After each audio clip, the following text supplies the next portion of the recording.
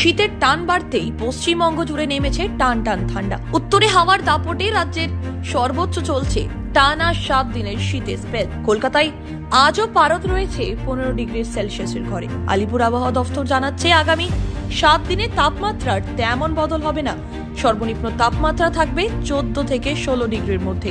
সকালবেলা থাকবে হালকা শিশির আর কুয়াশা। তারপর ধীরে ধীরে আকাশ হবে পুরোপুরি পরিষ্কার। বৃষ্টির কোনো সম্ভাবনা নেই আপাতত। শুষ্ক আবহাওয়ায় চলবে সারা সপ্তাহ।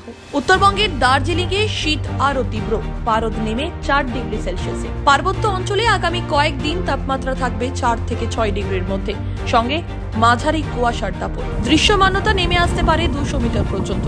জলপাইগুড়ি, আলিপুরদুয়ার ও কোচবিহারেও হালকা থেকে মাঝারি কুয়াশার সতর্কতা। দক্ষিণবঙ্গের জেলাগুলিতে সর্বনিম্ন তাপমাত্রা 11 থেকে 13 ডিগ্রির মধ্যে ঘোরাফেরা করবে।